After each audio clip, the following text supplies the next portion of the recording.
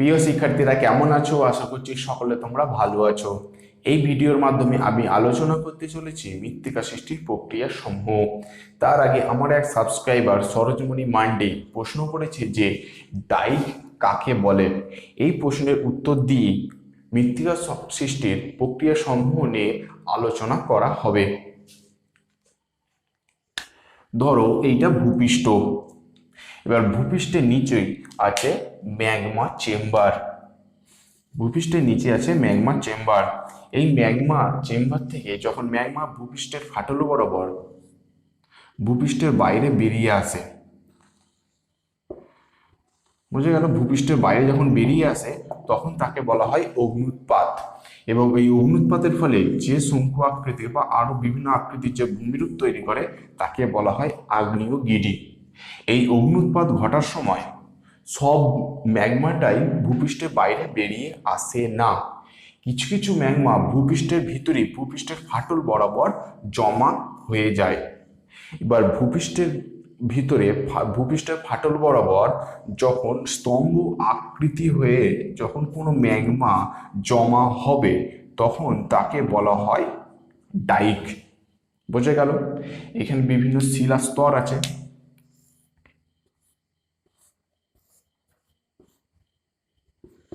এইটা একটা আলাদা স্তর, এইটা একটা আলাদা স্তর, এটা একটা স্তর, এইটা একটা স্তর।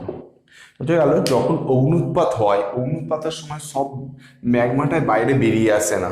কিছু কিছু কি হয়, ভূপৃষ্ঠের বাইরে না বেরিয়ে আসতে পেরে ভূপৃষ্ঠের ভিতরেই ফাটলের মধ্যে জমা হয়। এবার ভূপৃষ্ঠের ফাটলের মধ্যে যখন স্তম্ভ আকৃতির হয়ে যখন জমা হবে তখন সেই স্তম্ভ আকৃতির যে ভূমিরূপটা তৈরি হলো তখন তাকে বলা হয় ডাইক। আশা করি বুঝতে পেরেছো। এই ভিডিওর মাধ্যমে আমি আলোচনা করতে চলেছি মৃত্তিকা সৃষ্টির প্রক্রিয়া সম্বন্ধে। মানে মৃত্তিকা কিভাবে সৃষ্টি হয়, মৃত্তিকা সৃষ্টির বিভিন্ন প্রসেসগুলো কি, সেই প্রসেসগুলো নিয়ে মানে কোন পদ্ধতিতে মৃত্তিকা সৃষ্টি হয় এই নিয়ে আজকের আলোচনা। মৃত্তিকা সৃষ্টির প্রক্রিয়াগুলিকে দুটি ভাগে ভাগ করা হয়। এক হচ্ছে মৌলিক প্রক্রিয়া আর দুই হচ্ছে বিশেষ প্রক্রিয়া। এক মৌলিক প্রক্রিয়া আর দুই বিশেষ প্রক্রিয়া। মৌলিক প্রক্রিয়া হচ্ছে সেই সব প্রক্রিয়া যেসব প্রক্রিয়াগুলো যে কোনো জায়গায় যে কোনো জলবায়ুতে ক্রিয়াশীল। বোঝা গেল? যেসব প্রক্রিয়াগুলো যে কোনো জলবায়ুতে যে কোনো অবস্থাতে ক্রিয়াশীল সেইগুলোকে বলা হচ্ছে মৌলিক প্রক্রিয়া। আর বিশেষ প্রক্রিয়া কোনগুলো? যেসব প্রক্রিয়াগুলো বিশেষ বিশেষ মৃত্তিকা সৃষ্টির ক্ষেত্রেই কাজে লাগে। মানে যেসব প্রক্রিয়াগুলো একটা নির্দিষ্ট মৃত্তিকায় তৈরি করে, অন্য কোনো মৃত্তিকা তৈরি করে না, তাকে বলা হয় বিশেষ প্রক্রিয়া। ধরো বিভিন্ন তরকারি রাঁধছি। এবার তরকারিতে কিছু কিছু প্রসেস থাকে যেগুলো কমন, যে কোনো তরকারি রাঁধতে গেলেই সেই প্রক্রিয়াগুলো লাগে। ধরো প্রথমে তেল দিতে হবে, তারপর লঙ্কা দিতে হবে, তারপর পেঁয়াজ দিতে হবে। যদি আমি তরকারি রাঁধতে পারি না, তাহলে দেখো যে কোনো তরকারি রাঁধতে গেলে কিছু কিছু প্রক্রিয়া থাকে যেগুলি কমন। সেই সব প্রক্রিয়াগুলি কি হচ্ছে মৌলিক প্রক্রিয়া। বোঝা গেল? মানে যেসব প্রক্রিয়াগুলো পৃথিবীর যে কোনো স্থানে যে কোনো জলবায়ুতে ক্রিয়াশীল সেই সব প্রক্রিয়াকে বলা হচ্ছে মৌলিক প্রক্রিয়া। আর বিশেষ প্রক্রিয়া কি? বিশেষ প্রক্রিয়া মানে হচ্ছে একটা নির্দিষ্ট জলবায়ুতে একটা নির্দিষ্ট প্রক্রিয়ায় কাজ করবে এবং সেখানে নির্দিষ্ট একটা মৃত্তিকায় সৃষ্টি হবে। হ্যাঁ, মাছের তরকারি রাঁধতে গেলে আলাদা প্রক্রিয়া, মাংসের রান্না করতে গেলে আলাদা প্রক্রিয়া, হ্যাঁ, আর বিরিয়ানি তৈরি করতে আলাদা প্রক্রিয়া, পোলাও তৈরি করতে আলাদা প্রক্রিয়া। সেই রকমই এইগুলো হচ্ছে বিশেষ প্রক্রিয়া। আজকে এই ভিডিওর মাধ্যমে কেবল মৌলিক প্রক্রিয়াকে গুলোকে নিয়ে আমরা আলোচনা করব। মৌলিক প্রক্রিয়া নিয়ে আজকে আলোচনা। এই মৌলিক প্রক্রিয়া আবার কয়েক ধরনের হয়ে থাকে। মানে মৌলিক প্রক্রিয়াগুলোকে কয়েকটি শ্রেণীতে ভাগ করা হয়: আবহবিকার, হিউমিফিকেশন, এলুভিয়েশন আর ইলুভিয়েশন। মৌলিক প্রক্রিয়া এই চার ধরনের: আবহবিকার, হিউমিফিকেশন, এলুভিয়েশন আর ইলুভিয়েশন। হ্যাঁ, ইলুভিয়েশন এখানে সবই এক, এ আর হর্ষ এর তফাৎ। এখানে সবাই এটা গুলিয়ে ফেলে, আগে এ আর হর্ষই। এলুভিয়েশন আর ইলুভিয়েশন। এবার আসি আবহবিকার সম্বন্ধে। আবহবিকার কি? আবহবিকার কথাটি আবহাওয়া বা ওয়েদার থেকে এসেছে। আবহাওয়ার বিভিন্ন উপাদান যেমন সূর্যের তাপ, বায়ুর চাপ প্রভৃতির দ্বারা যখন শিলাখণ্ড চূর্ণ বিচ্ছিন্ন হয়ে সেই নিজের স্থানেই পড়ে থাকবে তখন তাকে বলা হবে আবহ বিকার। বোঝা গেল? ধরো এইটা কোনো একটা শিলাখণ্ড, এই শিলাখণ্ডটার উপর বায়ুর চাপ পড়ছে, বায়ুর উষ্ণতা পড়ছে, বৃষ্টিপাত পড়ছে, এর ফলে কি হবে, এই শিলাচূর্ণের উপরিভাগটা চূর্ণ বিচ্ছিন্ন হয়ে যাবে এবং ওই চূর্ণ বিচ্ছিন্নজাত পদার্থগুলো ওই শিলার উপরেই পড়ে থাকবে, অন্য জায়গায় অপসারণ হবে না বা সরে যাবে না, তখন তাকে বলা হয় আবহ বিকার। বোঝা গেল? এবার এই তোমার এই ক্ষয়জাত পদার্থগুলো বা চূর্ণ বিচূর্ণজাত পদার্থগুলো যখন সরে চলে যাবে তখন হয়ে যাবে ক্ষয়ীভবন, কিন্তু যখন ওই চূর্ণ বিচূর্ণজাত পদার্থগুলো নিজের স্থানেই পড়ে থাকবে, অন্য জায়গায় সরে যাবে না, তখন তাকে বলা হচ্ছে আবহ বিকার। এবার এই আবহ বিকার আবার কয়েক ধরনের হয়ে থাকে। এক হচ্ছে যান্ত্রিক আবহ বিকার, দুই হচ্ছে রাসায়নিক আবহ বিকার, আর তিন হচ্ছে জৈব রাসায়নিক আবহ বিকার। প্রথমে আসা যাক যান্ত্রিক আবহ বিকারে। যান্ত্রিক আবহ বিকার মানে যখন বায়ুর তাপমাত্রার হ্রাস বৃদ্ধি, চাপ, শিলার উপরে চাপের হ্রাস বৃদ্ধি, বা বরফ গলে জল হয়ে যাচ্ছে বা জল গলে জমে বরফ হয়ে যাচ্ছে, এই কেলাসজনিত কারণে যখন শিলার যান্ত্রিক উপায়ে যখন ফাটল হবে বা শিলা চূর্ণ বিচূর্ণ হবে তখন তাকে বলা হয় যান্ত্রিক আবহ বিকার। এই যান্ত্রিক আবহ বিকার আবার কয়েক ধরনের হয়ে থাকে। তাপমাত্রার মানে যান্ত্রিক আবহ বিকারের শ্রেণীবিভাগ আছে, সেইগুলো কি কি? তাপমাত্রার পরিবর্তনজনিত, কেলাস গঠনজনিত, ভারমুক্তিজনিত আবহ বিকার আর বর্ষণজনিত আবহ বিকার। প্রথমে আসি তাপমাত্রার পরিবর্তনজনিত আবহ বিকার। এবার এই তাপমাত্রার পরিবর্তনজনিত আবহ বিকার আবার বিভিন্ন ধরনের হয়ে থাকে। স্বল্পমোচন। স্বল্পমোচন কি?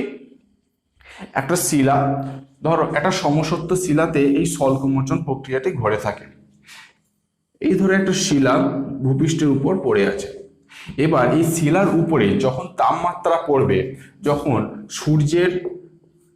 সূর্যের তাপ যখন পড়বে তখন স্বাভাবিকভাবেই শিলাটির শিলাটির পৃষ্ঠতলের তুলনায় ভিতরটা কম গরম হবে, তাই তো? মানে একটা শিলার উপর যখন সূর্য তাপ পড়বে তখন কি হবে, শিলার ভিতরটা ঠান্ডা থাকবে বেশি এবং বাইরেটা গরম থাকবে বেশি, তাই না? তার মানে শিলাটির পৃষ্ঠের তুলনায় ভিতরটা কম গরম হবে, মানে একটা শিলার মধ্যেই তাপমাত্রার পার্থক্য হয়ে যাচ্ছে। দেখো, একটা শিলার বাইরেটা বেশি তাপমাত্রা এবং ভিতরটা কম তাপমাত্রা, সেই কারণে কি হয়, একটা শিলার মধ্যে বাইরে এবং ভিতরের মধ্যে তাপমাত্রার পার্থক্য হয়ে যাওয়ার কারণে শিলার এই উপরিভাগটা পেঁয়াজের খোলার মতো খসে পড়ে যায়, তখন তাকে বলা হয় স্বল্পমোচন। বোঝা গেল? এই উপরিভাগটা কি হবে, পেঁয়াজের খোলার মতো খসে পড়ে যাবে, তখন তাকে বলা হয় স্বল্পমোচন। এইটা সাধারণত গ্রানাইট শিলাতে হয়ে থাকে। ক্ষুদ্রকণা বিস্ফোরণ কি?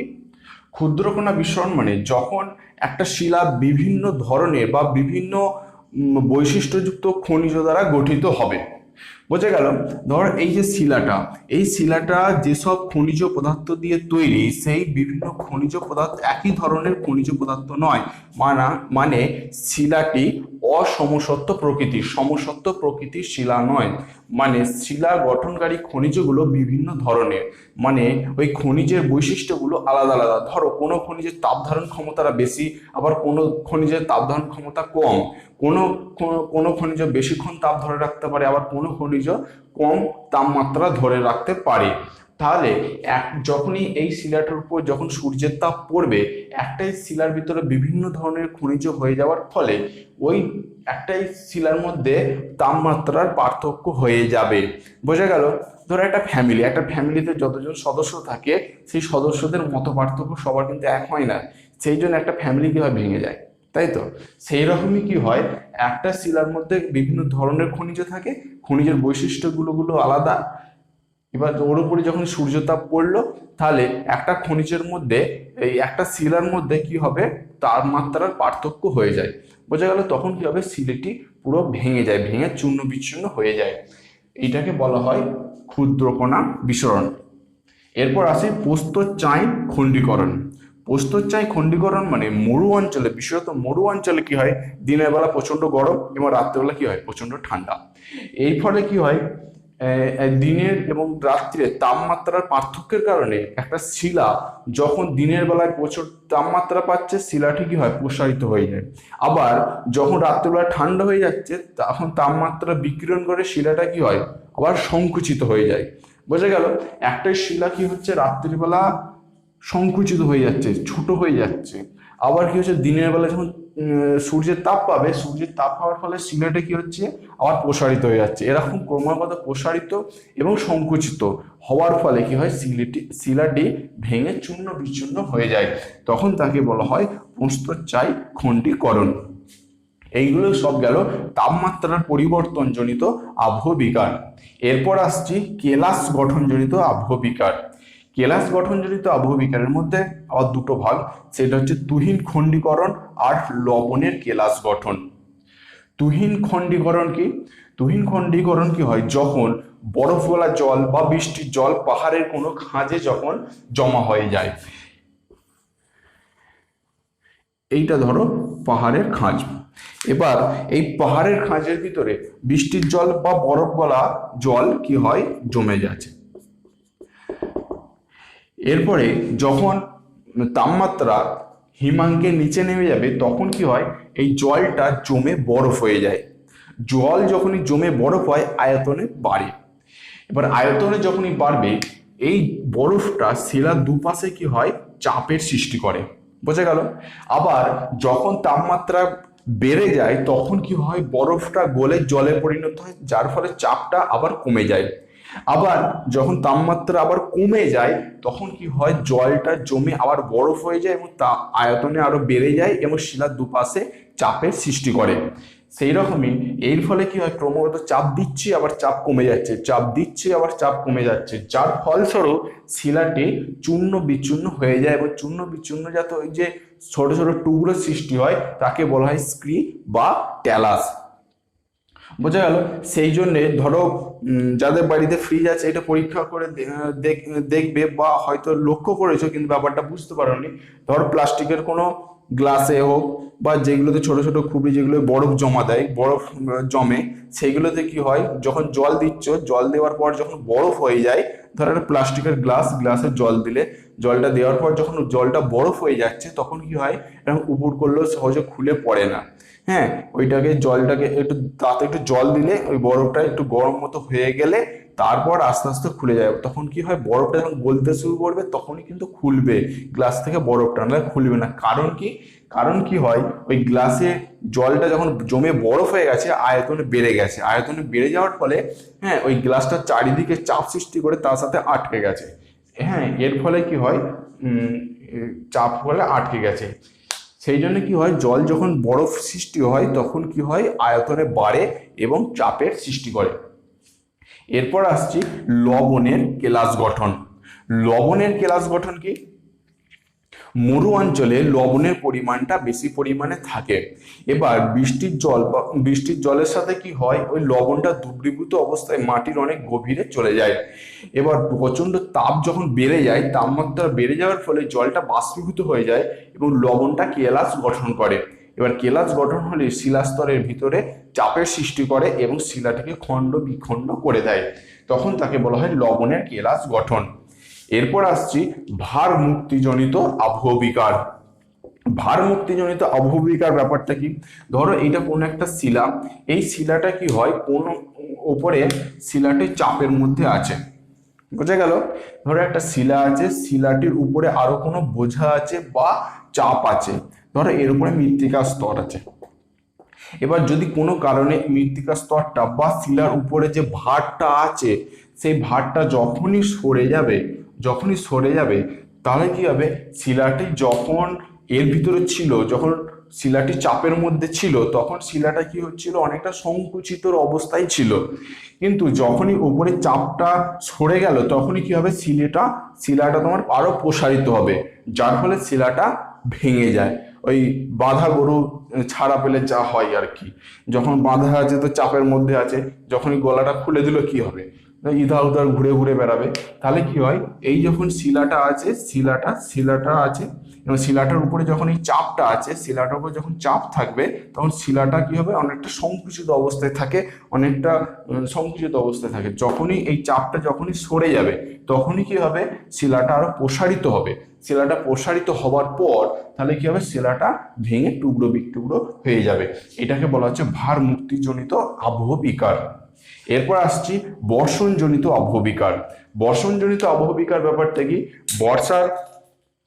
বর্ষার বৃষ্টির জলে যখন ফোঁটা ফোঁটা বৃষ্টি পড়ে, সেই বৃষ্টির আঘাত যখন শিলার উপর ফোঁটা ফোঁটা করে পড়ে, হ্যাঁ, এরকম ক্রমাগত আঘাত পাওয়ার পর শিলাটি কি হয়, ভেঙে যায়। বোঝা গেল, বর্ষার জল যখন একটা শিলার উপর ক্রমাগত পড়তে থাকবে, সেই বৃষ্টির জলের আঘাতে শিলাটি ভেঙে যায়। এটাকে বলা হয় বর্ষণজনিত আবহ বিকার। তাহলে বোঝা গেল, এই সব গেল যান্ত্রিক আবহ বিকার। তাপমাত্রা পরিবর্তনজনিত আবহবিকার। তাপমাত্রা পরিবর্তনজনিত আবহবিকারকে আবার তিন ভাগে ভাগ করা হচ্ছে: স্বল্পমোচন, ক্ষুদ্র কণা বিস্ফোরণ, আর প্রস্তরচাই খণ্ডীকরণ। কেলাস গঠনজনিত আবহবিকার। কেলাস গঠনজনিত আবহবিকারকে আবার দুভাগে ভাগ করা হচ্ছে: তুহিন খণ্ডীকরণ আর লবণের কেলাস গঠন। তারপরে আসছে ভার মুক্তিজনিত আবহবিকার আর বর্ষণজনিত আবহবিকার। এরপর আসি রাসায়নিক আবহ বিকারে। এই রাসায়নিক আবহ বিকার আবার চার ধরনের হয়ে থাকে: অঙ্গার যোজন, জারণ, জলযোজন আর আর্দ্র বিশ্লেষণ। রাসায়নিক আবহ বিকার এই চার ধরনের হয়ে থাকে: অঙ্গার যোজন, জারণ, জলযোজন আর আর্দ্র বিশ্লেষণ। প্রথমেই আসা যাক অঙ্গার যোজন বা কার্বনেশন। অঙ্গার যোজন বা কার্বনেশন কি, বৃষ্টির জল যখন পড়ে, বৃষ্টির জলের সাথে বায়ুর যে কার্বন ডাই অক্সাইড থাকে, কার্বন ডাই অক্সাইড যোগ হয়, যোগ হয়ে কার্বনিক অ্যাসিড তৈরি করে।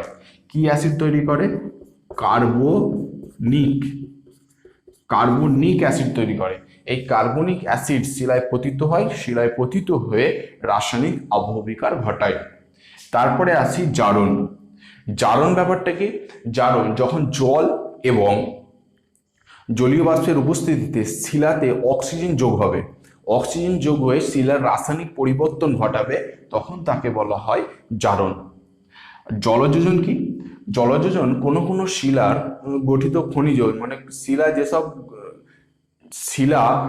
খনিজ দ্বারা গঠিত হয়, সেসব খনিজের কোনো কোনো খনিজের কি হয়, জল ধারণ ক্ষমতাটা অনেক বেশি থাকে, মানে জল শোষণ করার ক্ষমতাটা বেশি থাকে। এবার যেসব শিলার জল শোষণ করার ক্ষমতাটা বেশি, সেই সব শিলায় জল যুক্ত হয়ে যে রাসায়নিক আবহ বিকারটা ঘটায় তাকে বলা হয় জলযোজন। এরপর আসি আর্দ্র বিশ্লেষণ বা হাইড্রোলিসিস। আর্দ্র বিশ্লেষণ বা হাইড্রোলিসিস কি, সাধারণ জল ভেঙে গিয়ে হাইড্রোজেন এবং হাইড্রোক্সিন আয়ন তৈরি করে।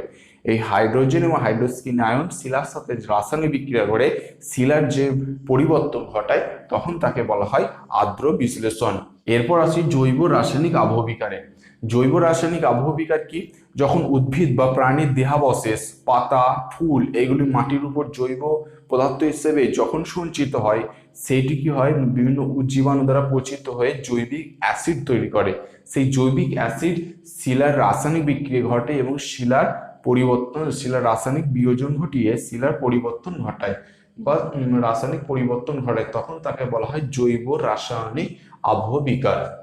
এগুলি গেল আবহ বিকারের ভাগ। এবার আসছি হিউমিফিকেশন। হিউমিফিকেশন কি, হিউমাস গঠনের প্রক্রিয়াকে হিউমিফিকেশন বলা হয়। হিউমাস গঠনের প্রক্রিয়াকে হিউমিফিকেশন বলা হয়। হিউমাস কি, হিউমাস হলো উদ্ভিদের দেহাবশেষ, তাতে পাতা, ফুল, হ্যাঁ, এইগুলি মাটির উপর যখন পড়ে, এগুলো মাটির উপর পড়ার পর বিভিন্ন জীবাণু দ্বারা এগুলি বিয়োজিত হয় বা পচে যায়। বিয়োজিত হয়ে বা পচে গিয়ে এক ধরনের কালো পদার্থ তৈরি করে, যাকে বলা হয় হিউমাস। এই হিউমাস সৃষ্টির প্রক্রিয়া কি বলা হয়? হিউমিফিকেশন। এই হিউমাস এবং রেগুলিত মিশে গিয়ে মাটির সৃষ্টি হয়। এই হিউমিফিকেশন প্রক্রিয়া আবার চার ধরনের হয়ে থাকে, মানে বিভিন্ন জলবায়ু অঞ্চল অনুসারে হিউমিফিকেশন প্রক্রিয়া চার ধরনের হয়ে থাকে। এই হিউমিফিকেশন প্রক্রিয়া চারটি। প্রথমে আসি উষ্ণ আর্দ্র ক্রান্তীয় অঞ্চলের হিউমিফিকেশন। এই উষ্ণ আর্দ্র ক্রান্তীয় অঞ্চলে বৃষ্টিপাত এবং তাপমাত্রা দুটোই বেশি। বৃষ্টিপাত এবং তাপমাত্রা দুটোই বেশি হওয়ার ফলে এখানে উদ্ভিদের পরিমাণ বা উদ্ভিদের আবরণটাও বেশি, যার ফলস্বরূপ এখানে জৈব পদার্থের যোগানটাও খুব বেশি হয়ে থাকে। কিন্তু এখানে তাপমাত্রা বেশি হওয়ার কারণে তোমার হিউমিফিকেশনের জায়গায় খনিজকরণ প্রক্রিয়াটা মানে হয় হিউমাস সৃষ্টির বিপরীত প্রক্রিয়াকে বলা হয় খনিজকরণ। সেই খনিজকরণ প্রক্রিয়াটা বিশেষভাবে কাজ করে, যার ফলস্বরূপ ওইখানে হিউমাস ভালোভাবে গড়ে উঠতে পারে না। তা সত্ত্বেও ওইখানে হিউমাস বেশি হয়, কারণ কি ওইখানে জৈব পদার্থের যোগানটা বেশি পরিমাণে থাকে বলে। এরপর আসছি মরুপ্রায় অঞ্চলের হিউমিফিকেশন। মরুপ্রায় অঞ্চলে উদ্ভিদের পরিমাণ অনেক কম হওয়ার কারণে এখানে কি হয়, হিউমাসের পরিমাণটা কম হয়। কিন্তু যেসব তৃণভূমি অঞ্চল আছে, প্রেইরি অঞ্চল, পম্পাস অঞ্চল, সেইখানে জৈব পদার্থের যোগান থাকার কারণেও কিন্তু হিউমাসের পরিমাণ এখানে বেশি হয়। এখানে বায়ুজীবী জীবাণু দ্বারা হিউমিফিকেশন প্রক্রিয়া ঘটে থাকে। এরপর আসছি অম্ল হিউমিফিকেশন। অম্ল হিউমিফিকেশন হচ্ছে সরলবর্গীয় অঞ্চলে বা শীতপ্রধান অঞ্চলে যেসব হিউমিফিকেশন ঘটে থাকে সেখানে কি হয়, অম্ল হিউমিফিকেশন হয়। এখানে কি হয়, সরলবর্গীয় উদ্ভিদগুলো অম্ল প্রকৃতি হওয়ার কারণে এখানে হিউমাসগুলো অম্ল প্রকৃতির হয়। কারণ হিউমাসটা কি থেকে সৃষ্টি হয়, ওইসব প্রাণী থেকেই সৃষ্টি হয় বা ওইসব উদ্ভিদ থেকে, ওই অম্ল প্রকৃতির উদ্ভিদ থেকেই সৃষ্টি হয় বলে ওই হিউমাসটা কি হয়, অম্ল প্রকৃতির হয়। এবার এই অম্ল হিউমিফিকেশন যে কোথায় ঘটে, শীত প্রধান অঞ্চলে বা সরলবর্গীয় বনভূমি যেখানে দেখা যায় সেখানে ঘটে। এসব অঞ্চলে শীত বেশি থাকার কারণে বা ঠান্ডা হওয়ার কারণে জীবাণুরা আশানুরূপ কাজ করতে পারে না বা বিয়োজিত করতে পারে না, যার ফল সেখানে ফাঙ্গাস দ্বারা ওইখানে অম্ল হিউমিফিকেশন ঘটে থাকে। বোঝা গেল, শীত প্রধান অঞ্চলে ফাঙ্গাস দ্বারা হিউমিফিকেশন ঘটে থাকে। পুকুর, ডোবা, জলা জমি যেখানে সারা বছর জল জমে থাকে সেইখানে যে ধরনের হিউমিফিকেশন ঘটে থাকে তখন তাকে বলা হয় অবায়ুজীবী হিউমিফিকেশন। কারণ হচ্ছে এখানে জল থাকার কারণে বায়ু চলাচল করতে পারে না, বায়ু চলাচল করতে না পারার কারণে অবায়ুজীবী জীবাণু দ্বারা এখানে হিউমিফিকেশন ঘটে থাকে।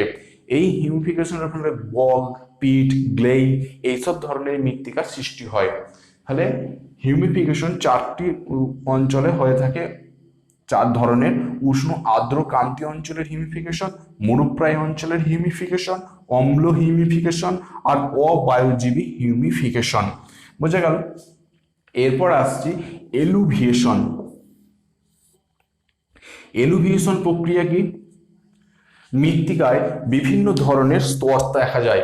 মৃত্তিকার স্তর যখন নিয়ে আলোচনা হবে তখন এইটা নিয়ে ডিটেলে হবে। মৃত্তিকার ভূপৃষ্ঠ থেকে যদি আদি শিলা পর্যন্ত মাটিটাকে ভার্টিক্যালি কাটা হয় তখন চার ধরনের স্তর দেখা যায়: এ স্তর, বি স্তর, সি স্তর আর ডি স্তর। কোনো কোনো বইয়ে ডি স্তরটাকে ধরা হয়নি। ডি স্তরটা আসলে আদি শিলা, সি স্তরটা রেগুলিত। তাহলে দেখো, মৃত্তিকার ভূপৃষ্ঠ থেকে আদি শিলা পর্যন্ত যদি লম্বচ্ছেদ করা হয় তখন এই চার ধরনের স্তর দেখা যায়। তবে এটা আদর্শ মৃত্তিকার ক্ষেত্রে, সব মৃত্তিকাতে কিন্তু দেখা যায় না। যে মৃত্তিকার এই এ, বি, সি এই তিনটে স্তরই দেখা যায় তাকে বলা হয় আদর্শ মৃত্তিকা। ডিটা হচ্ছে পেরেন্ট রক বা আদি শিলা। এলুভিয়েশন প্রক্রিয়া কি? মৃত্তিকার এ স্তরে যেসব খনিজ পদার্থগুলো থাকে, এটা বৃষ্টির জল বা বরফ গলার জলের দ্বারা গুলে যায় বা ভাসমান অবস্থায় যখন মাধ্যাকর্ষণ শক্তির ফলে এ স্তর থেকে বি স্তরের দিকে নামে তখন সেই প্রক্রিয়াটাকে বলা হয় লিচিং বা ধৌত প্রক্রিয়া। যখন এ স্তর থেকে বিভিন্ন বিভিন্ন খনিজ পদার্থ যখন নিচের দিকে নামে তখন তাকে বলা হয় লিচিং বা ধৌত প্রক্রিয়া। এ স্তর থেকে খনিজ পদার্থগুলো ধৌত প্রক্রিয়ায় চলে যায় বলে এই এ স্তরকে বলা হয় এলুভিয়েট স্তর। বোঝা গেল। আর যে প্রক্রিয়াটা হয় তাকে বলা হয় এলুভিয়েশন। এ স্তরে এই এলুভিয়েশন প্রক্রিয়া ঘটে বলে একে বলা হয় এলুভিয়েট স্তর। এবং এই যে এ স্তর থেকে খনিজ পদার্থগুলো ধৌত প্রক্রিয়া বা লিচিং প্রক্রিয়ায় নিচের দিকে নামলো, নেমে বি স্তরে জমা হয়। এবার বি স্তরে জমা হচ্ছে, সেই জমা যে প্রক্রিয়াটাকে বলছে সেটাকে বলা হচ্ছে ইলুভিয়েশন। আর বি স্তরে জমা হয় বলে বি স্তরটাকে বলা হয় ইলুভিয়েটেড স্তর। বোঝা গেল। বা ইলুভিয়াল স্তর। এটা পরীক্ষায় খুব আসে যে এলুভিয়াল স্তর কাকে বলে আর ইলুভিয়াল স্তর কাকে বলে। এলুভিয়াল স্তর কাকে বলা হয়? এলুভিয়াল স্তর বলা হয় এ স্তরকে, আর ইলুভিয়াল স্তর বলা হয় বি স্তরকে। এইটা মনে রাখার খুব সহজ নিয়ম, কারণ হচ্ছে এলুভিয়াল আর ইলুভিয়াল কোন স্তরটাকে বলে সেটা প্রচুর গুলিয়ে যায়। এ আর এই এলুভিয়াল, বুঝে গেল? এস আর এর সাথে মিল আছে, তাহলে এই স্তরটাকে বলা হয় এলুভিয়েশন, সরি এলুভিয়াল স্তর। আর একটাই বাকি রইল ইলুভিয়েশন, তাহলে বি স্তরটাকে বলা হয় ইলুভিয়াল স্তর। আজকের ভিডিও এই পর্যন্তই। সকলে ভালো থাকো, সুস্থ থাকো।